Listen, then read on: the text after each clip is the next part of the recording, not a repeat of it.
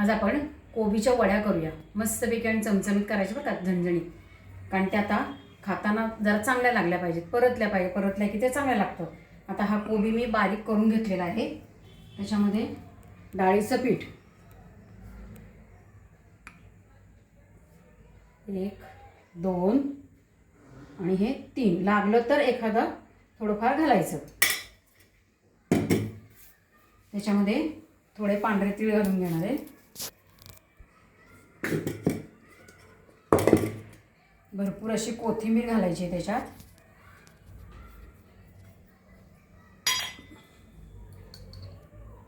चवीपुरतं मीठ घालायचं आहे।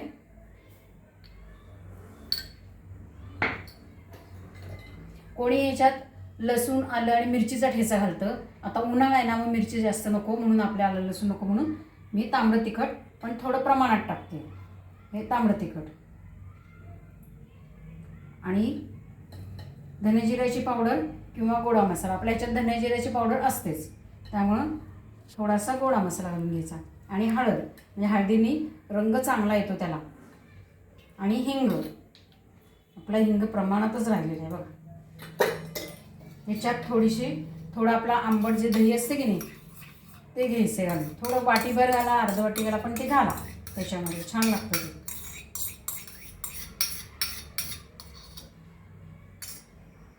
आणि थोडासा किचन किंग मसाला घालणार आहे मी, त्याची चव वेगळीच लागते, जरा छान लागते।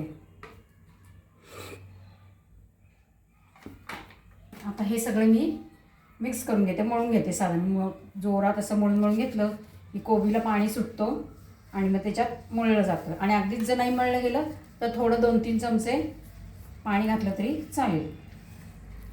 हे सगळं चोळून चांगलं मिक्स करून घेतलेलं आहे। इडलीचं पात्र मी पाणी घालून गरम करत ठेवलेलं आहे आणि ह्या इडलीच्या डिशमध्ये तेल लावलेलं आहे भरपूर।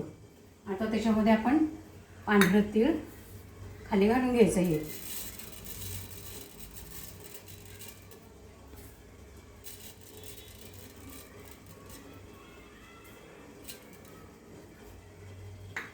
आता हा आपला सगळा मिक्स केलेला कोबीचा जो मसाला, ह्याच्या कोबीच्या ऐवजी तुम्ही पालक घेऊ शकताय, कोथिंबीर तर घेतोच आहे आपण, मेथीसुद्धा घेऊ शकताय। तुम्हाला जे हवं आहे त्याच्यामध्ये ते घ्या। असं थापून घ्यायचं मस्तपैकी। तेल लावल्यामुळे ते काय जास्त चिकटत नाही खाली, पण हे छानपैकी असं थापून घ्यायचं। ह्याच्यावर थोडं तीळ घालून घेऊया आपण थोडे।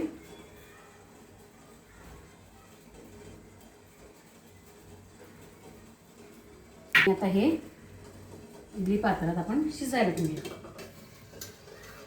साधारण 10 मिनिटं ठेवायचं आहे। झाकण लावून ठेवते, मग 10 मिनिटांनी बघू आपण। मी 10 मिनिटं झाली, बाहेर काढून ठेवलं होतं, जरा गार केलेलं आहे आणि आता त्याच्या वड्या पाडून घेतलेल्या आहेत। वड्या निघालेल्या आहेत, पण ह्या अशा पद्धतीने आपल्या वड्या तयार झालेल्या आहेत। आता मी ह्या तळून घेते। एक वड्या तळून घेऊया छानपैकी।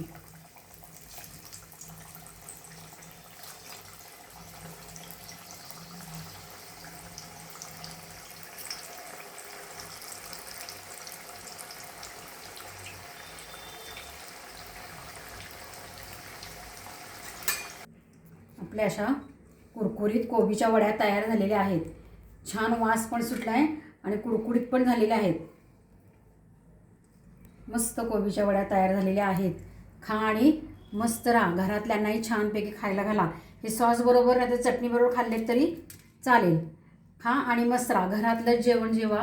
लाईक, शेअर आणि सबस्क्राईब करा।